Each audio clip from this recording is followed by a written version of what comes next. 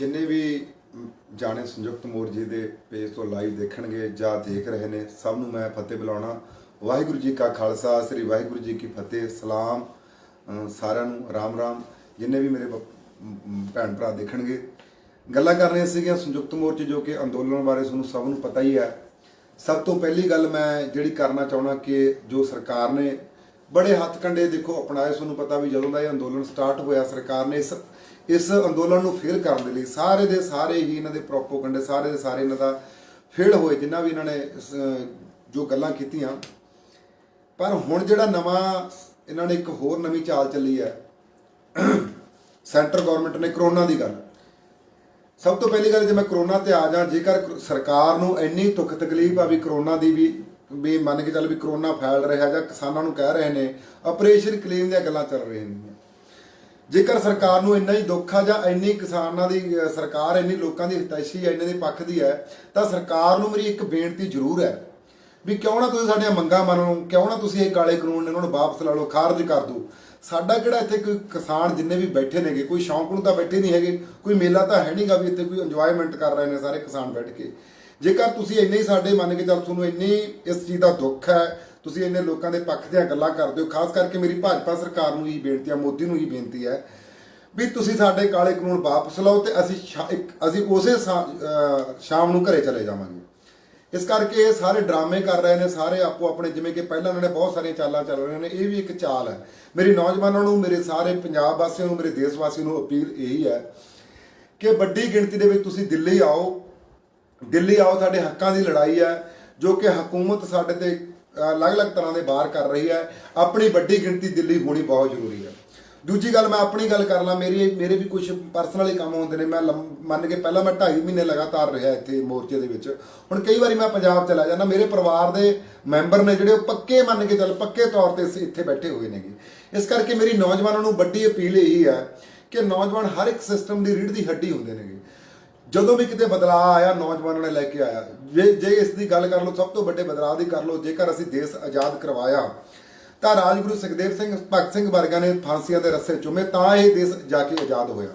इस करके बेशक बापू गांधी वर्गे होर बहुत सारिया लड़ाइयां लड़ियां, पर जिहड़ी आज़ादी आई तो वह नौजवानों करके आई, खास करके पंजाब के नौजवानों करके आई, राजगुरु सुखदेव सिंह वर्गिਆਂ करके आई। इस करके जेकर तुसीं ये चाहो भी अपना यह मोर्चा आपां जितांगे, अपनी लड़ाई जितनी है, तो नौजवानों का सब तो बड़ा सहयोग होना चाहिए। जो अज आप जवानी दे विच कर सकते हैं, इस तो बाद आप 60 सालों की उम्र के जाके वो काम नहीं कर सकते। इस करके मेरी नौजवानों को बेनती है भी तुसीं डट के इस मोर्चों के विच आओ। जो सरकारां चालां चल रही ने करोना वालियां, वो गल्लां तो कोई डरन की लोड़ नहीं। दूजी गल मैं कर लैना पंजाब की गल कर लैना, मैं पंजाब हरियाणा की गल कर लैना। पंजाब हरियाणा के कोई भी थोनों मैं पंजाब की मैं गारंटी दिंदा, कोई भी थोनों किते भी प्रशासन थोनों नहीं रोक सकता। कोई भी किसानों का धरना मुजाहरा किते भी तुसीं कर सकते हो, बेशक चंडीगढ़ के विच होया, बेशक मोहाली के विच होया, बेशक अपने पंजाब के होर शहर होए। जेकर थोनों किते भी पंजाब पुलिस या किते भी प्रशासन थोनों रोकता तो वह डट के विद्रोह करो। उन्होंने ये गल कहो भी जे तुसीं आप सरकारां दे पक्ष दे हो, सरकारां दे पक्ष दी गल्लां करदे हो, तो सरकारां नूं कह के साडे काले कानून कारज करा दो, असीं ये रोज़ मुजाहरे नहीं करांगे। हुण जिहड़ी मेरी असली पंजाब के लोगों को बेनती है, क्योंकि पंजाब के 2022 दी वोटां बड़ियां नेड़े आ गई, उन्होंने लैके राजनीतिक पार्टियां बहुत सरगर्म ने गईयां।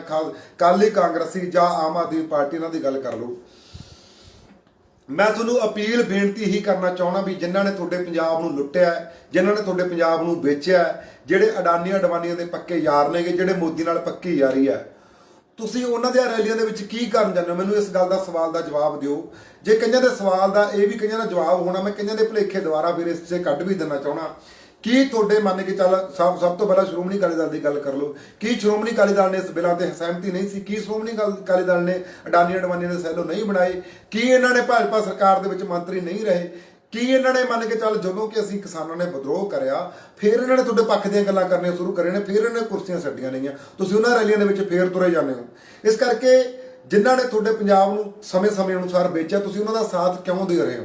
दूजी गल कर लो कैप्टन की गल कर लो, कांग्रेस की गल कर लो। पंजाब दे विच नैशनल हाईवे बन लई जा रहा है, दिल्ली कटड़ा एक्सप्रैस जिहड़ा बनदा है, उहदे विच कैप्टन ने की करा 6 लाख रुपये का रेट पाया एक प्रति एकड़ का, 6 लाख रुपया रेट पाया है। मैनूं दसो भी सोने वर्गी पंजाब की जमीन जिद्दां कि करोड़ां रुपया रेट आ, असीं 6 लाख रुपये नूं किवें दे दांगे? ਇਸ ਕਰਕੇ ਉਹ ਕਿਸਾਨ ਨੇ ਜਿਹੜੇ ਸਾਡੇ ਬਹੁਤ ਸਾਰੇ ਕਿਸਾਨ ਵੱਡੀ ਗਿਣਤੀ ਦੇ ਵਿੱਚ ਪਟਿਆਲੇ ਬੈਠੇ ਨੇਗੇ, ਉਹ ਵੀ ਧਰਨਾ ਦੇ ਬੈਠੇ ਨੇ, ਕਿਉਂਕਿ ਹੁਣ ਹਾੜੀ ਦਾ ਸੀਜ਼ਨ ਹੈ, ਹਾੜੀ ਦਾ ਸੀਜ਼ਨ ਖਤਮ ਹੋ ਗਿਆ, ਹੁਣ ਜ਼ਮੀਨਾਂ ਵਿਹਲੀਆਂ ਨੇ, ਇਹਨਾਂ ਨੇ ਤਾਂ ਰੋਡ ਜ਼ਮੀਨਾਂ ਦੇ ਵਿੱਚ ਦੀ ਕੱਢ ਦੇਣਾ। ਇੱਥੋਂ ਪਤਾ ਲੱਗਦਾ ਵੀ ਕਿੰਨੀਆਂ ਇਹਨਾਂ ਦੇ ਨਾਲ ਉਹ ਜਿਹੜਾ ਰੋਡ ਬਣਾ ਰਹੇ ਨੇ, ਉਹ ਅਡਾਨੀ ਤੇ ਅਡਵਾਨੀ ਰੋਡ ਬਣਾ ਰਹੇ ਨੇਗੇ। ਉਹ ਕਿਉਂ ਬਣਾ ਰਹੇ ਨੇ? ਕਿਉਂਕਿ ਉਹਨਾਂ ਨੇ ਜਿਹੜਾ ਵਪਾਰ ਹੈ, ਇੰਟਰਨੈਸ਼ਨਲ ਵਪਾਰ ਸ਼ੁਰੂ ਕਰਨਾ ਹੈ। ਇੱਕ ਪਾਸੇ ਦਾ ਪੂਰੇ ਭਾਰਤ ਦੇ ਸਮੁੰਦਰ ਲੱਗਦਾ, ਦੂਜੇ ਪਾਸੇ ਗਲੇਸ਼ੀਅਰ ਪਹਾੜ ਲੱਗਦੇ ਨੇਗੇ। ਜੇਕਰ ਸੜਕ ਰਾਹੀਂ ਵਪਾਰ ਸ਼ੁਰੂ ਕਰਨਾ ਤਾਂ ਉਹ ਪੰਜਾਬ ਵਿੱਚ ਦੀ ਇਹ ਨੈਸ਼ਨਲ ਹਾਈਵੇ ਬਣਾ ਕੇ ਕੀਤਾ ਜਾ ਸਕਦਾ।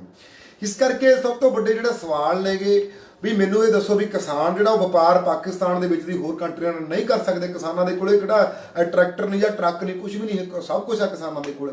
ਇਸ ਕਰਕੇ ਜਿਹੜੀ ਪੰਜਾਬ ਗੌਰਮੈਂਟ ਆ ਉਹ ਕਿਸਾਨਾਂ ਦਾ ਵਪਾਰ ਉੱਧਰੋਂ ਸ਼ੁਰੂ ਕਰਾ ਦੇ, ਨਾ ਕਿ ਜਿਹੜੇ ਉਹਨਾਂ ਸਾਥ ਦੇ ਰਹੀ ਆ, ਅਡਾਨੀਆਂ ਅਡਵਾਨੀਆਂ ਸਾਥ ਦੇ ਰਹੀ ਆ, 6 ਲੱਖ ਰੁਪਏ ਨੂੰ ਰੇਟ ਦੇ ਰਹੀ ਆ, ਉਹ ਅਸੀਂ ਉਸ ਰੇਟ ਤੇ ਜ਼ਮੀਨ ਦੇ ਦਾਂਗੇ। ਉੱਥੇ ਕੈਪਟਨ ਆ ਜਿਹੜਾ ਕਿਸਾਨਾਂ ਦਾ ਗੱਲ ਸੁਣਨ ਨੂੰ ਤਿਆਰ ਨਹੀਂ ਹੈਗਾ। ਕਿੰਨੇ ਸਮੇਂ ਤੱਕ ਕਿਸਾਨ ਧਰਨਾ ਮਾਰੀ ਬੈਠਣੇ। ਜਿਹੜਾ ਮੋਤੀ ਮਹਿਲ ਉਹ ਤੋਂ 50 ਮੀਟਰ ਦੂਰ ਜਾ ਕੇ ਧਰਨਾ ਦਿੱਤਾ ਹੋਇਆ, ਕਿਤੇ ਕਿਸਾਨਾਂ ਦੀ ਆ ਕੇ ਗੱਲ ਨਹੀਂ ਪੁੱਛੀ।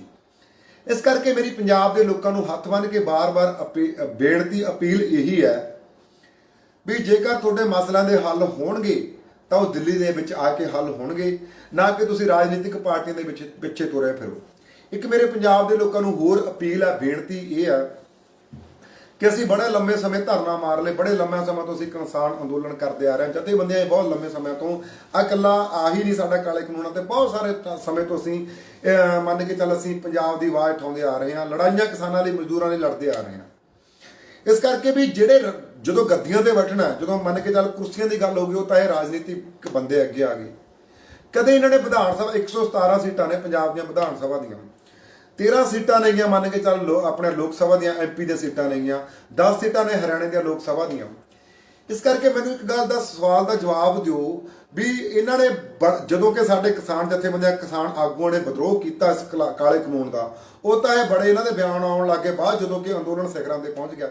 ਪਹਿਲਾਂ ਜਦੋਂ ਇਹਨਾਂ ਨੇ ਕਿਸੇ ਨੇ ਵਿਦਰੋਹ ਕੀਤਾ ਨਹੀਂ ਕੀਤਾ, ਜਦੋਂ ਸੱਪ ਲੰਘ ਗਿਆ ਬਾਅਦ ਚ ਲੀਹ ਕੁੱਟੀ ਗਿਆ। ਇਸ ਕਰਕੇ ਲੋੜ ਸਾਨੂੰ ਹੁਣ ਇਸ ਚੀਜ਼ ਦੇ ਸਮੇਂ ਅਨੁਸਾਰ ਇਸ ਚੀਜ਼ ਦੀ ਲੋੜ ਆ। ਵਿਧਾਨ ਸਭਾ, ਲੋਕ ਸਭਾ, ਰਾਜ ਸਭਾ ਦੇ ਵਿੱਚ ਸਾਡੇ ਆਪਣੇ ਪੜ੍ਹੇ ਲਿਖੇ ਨੌਜਵਾਨ ਕਿਸਾਨਾਂ ਦੇ ਪੁੱਤਰ ਹੋਣ, ਜਿਹੜੀ ਸਾਡੀ ਆਪਣੀ ਆਵਾਜ਼ ਉਠਾਉਣ, ਜਿਹੜੇ ਸਾਡੇ ਆਪਣੇ ਮਸਲਿਆਂ ਦੇ ਹੱਲ ਆਪ ਕਰ ਸਕਣ, ਨਾ ਕਿ ਜਿਹੜੇ ਸਾਡੇ ਪੰਜਾਬ ਨੂੰ ਖੁਦ ਨੂੰ ਸਾਡੇ ਪੰਜਾਬ ਨੂੰ ਵੇਚ ਕੇ ਆਉਂਦੇ ਨੇ। ਸਾਨੂੰ ਉਹ ਬੰਦਿਆਂ ਦੀ ਲੋੜ ਹੈ। ਇਸ ਚੀਜ਼ ਤੇ ਵੀ ਬੜਾ ਸਾਨੂੰ ਚਿੰਤਤ ਹੋਣ ਦੀ ਲੋੜ ਹੈ।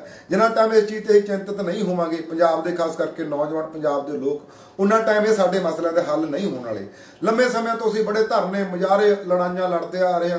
ਕਿਤੇ ਸਾਡੇ ਮਜ਼ਦੂਰਾਂ ਨਾਲ ਧੱਕਾ ਹੋ ਰਿਹਾ, ਕਦੇ ਸਾਡੇ ਕਿਸਾਨਾਂ ਨਾਲ ਧੱਕਾ ਹੋ ਰਿਹਾ।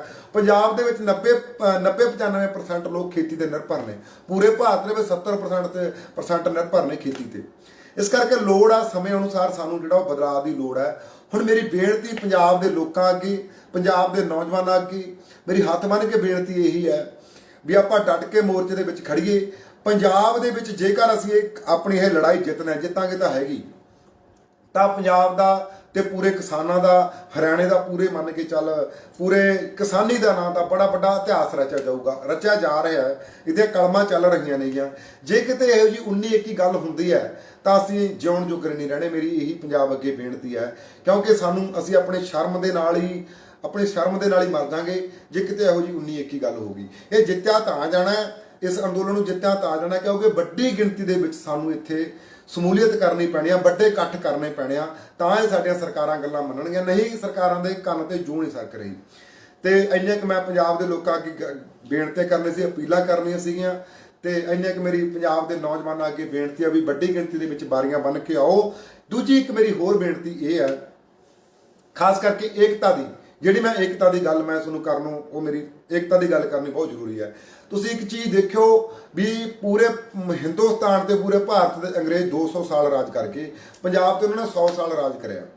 100 ਸਾਲ ਵੀ ਉਹ ਪੰਜਾਬ ਦੇ ਵਿੱਚ ਉਹਨਾਂ ਦਾ ਰਾਜ ਨਹੀਂ ਮੰਨਿਆ ਜਾਂਦਾ। ਉਹ ਕਿਉਂ ਇੰਨਾ ਸਮਾਂ, ਥੋੜੀ ਜਿਹੀ ਘੱਟ ਗਿਣਤੀ ਵਾਲੇ ਕਿਉਂ ਇੰਨਾ ਸਮਾਂ ਰਾਜ ਕਰ ਗਏ? ਕਿਉਂਕਿ ਉਹਨਾਂ ਨੇ ਲੋਕਾਂ ਨੂੰ ਪਾੜ ਕੇ ਰੱਖਿਆ, ਲੋਕਾਂ ਨੇ ਇਕੱਠੇ ਨਹੀਂ ਹੋਣ ਦਿੱਤਾ।